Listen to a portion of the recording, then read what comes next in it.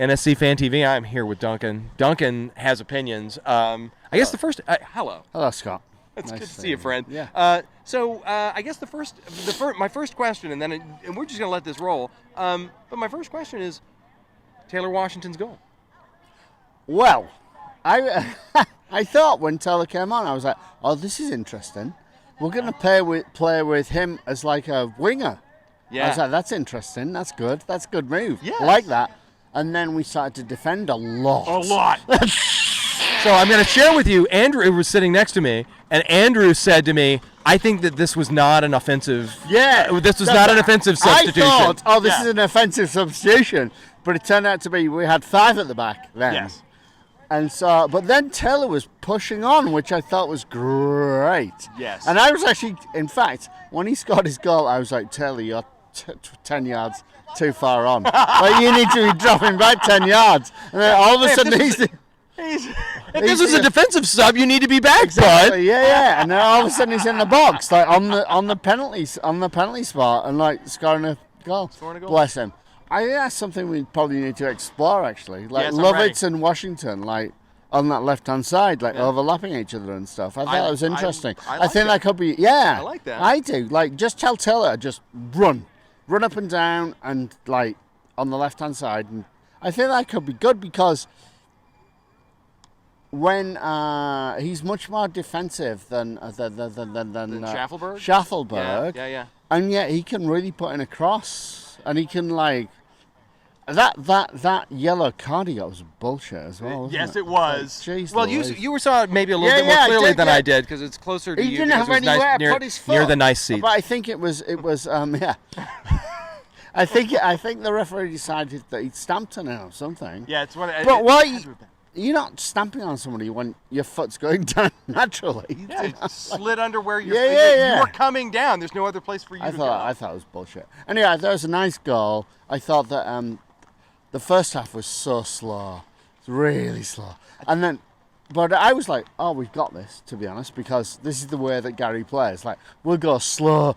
Oh shit, we scored a goal. Very fast, And again, it all came not because of the fact that we were pressing. It really came because of a defensive error on Mukhtar. Yeah, and I think that I think we were actually quite good tonight. Like it wasn't exciting or anything, but I thought we were efficient and nice. Efficient and nice for 2-0. What do you think about the defense getting zeros? Zeros now for the third game in a row. I do like that, but it is a bit like Keystone Cops defending sometimes. Like it is like did you not see that? Did you not see oh god, what's he called? Oh shit, that guy that came from New York, our central midfielder, youngish guy. Oh, you're talking I'm sorry, Sean Davis. Sean Davis pointing at Zimmerman, telling him to cover a player that he should have been covering. You have to, like, no. There's a guy here I should be covering. I was like, you're playing in the midfield, Sean. That was a big Keystone Copsy. And like, but no, overall, I think that honestly, I think if Milo could play as a central midfielder instead of Davis, or with Davis, or instead of McCarthy, I think we'd be onto something there. Interesting. So I think we need more mobility in midfield now. I agree with you. I think that the midfield looked very slow tonight. I think that even with Nunga on, there were just so much space open. So I agree with you that I think that speed in the midfield. We do need possession capacity in the midfield because we didn't really play through the midfield. No, we didn't. All of our possessions were down on the sides. Yeah, that's exactly. Played down the sides, and that's fine because that's where all our attacking midfielders are. So I don't mind that so much. What I do mind, I think, is just the speed of the play. Yeah. We can look like we're the away team at our own stadium sometimes. Like, just kind of passing the ball around, waiting for something to happen. So on that front, though, in terms of just the possession capacity, there was something to that, right? I mean, we were able to hold the ball well whenever we decided that we were going to do it, right? Yeah, but it was horizontal tiki-taka. It wasn't vertical tiki-taka. Yeah. Like there's no like so what? Like do you know what I mean? Like if you're the home team, just holding on to the ball and passing it sideways, well, nobody's going to get scared about that. Nobody's going to get scared about that. Yeah. So, last question then, Yes. Fafa Pico. You and I had had some opinions about that. So tell me more. I thought he looked good in the first half. I thought he looked really good in the first half. Yes. He faded. I thought he was like, oh my God, like Fafa's finally feeling confident about the position that he's playing. He knows what he's doing now. And then in the second half, I think he ran out of legs. Like, he just couldn't keep up with the play anymore. And I felt like he was pulled off at the right time.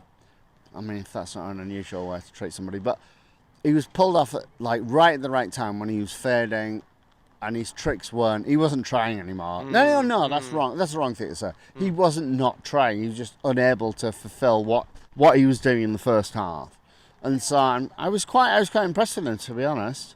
Like, he was playing like that. He was doing that inverted winger thing that I was talking about last week, and I quite liked it. And so him being a little bit more of a sort of a forward, so he's playing in front of more, but he was really kind of up with the forwards most of the time, right? He was, yeah. But like I said, that's what you do when you're playing in an inverted winger situation. And plus, when you've got Till Bunbury up front, who couldn't hit a cow's ass with a banjo, it's very.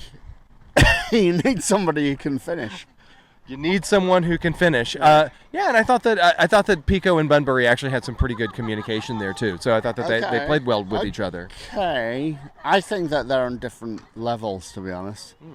I don't think that. I think Pico could be playing with somebody that's much better than Till Bunbury and still have a relationship. Whereas I feel like Till Bunbury is kind of a bit like a deer in the headlights sometimes. Are you thinking about the poster? Are you thinking about him hitting the ball off the post and having an insane chance and then wasting it? I don't mind that at all, because I've been through on goal in the shit football levels that I've played, and it's terrifying when you get through on goal and you got like 10 yards. And you're thinking, oh my God! At least he hit the post. If that, but yeah. Okay. If that was Mukhtar, he'd have definitely scored. Yeah. But so composure on goal is probably not. Till Bunbury's good when there's an early ball into the box and he can head it in. That's what he's good at. That's where he's great at that. Yeah. He's not good at like, oh crap, the goalkeeper's going out. What am I going to do? I could lift it over him, or I could fake and then put it in. No, he's not good at that. No. He has too much time to think. So yeah. Didn't work out. It didn't work out. I just don't. I think we need a striker, don't we? We need a striker. Yeah, it showed again tonight. It showed again. We got 2 goals, but it required a winger to knock it in. Yeah. And it required again a Hani Mukhtar beating a defense. Overall, quite a nice performance. Boring, but nice. Boring, but nice. Yeah. Duncan. Take care. Thank you, sir. It's really nice of you to stand out in the rain. I know. Standing in the rain. That's how much I love the job. Take care. Thanks, my man. Thanks for coming by.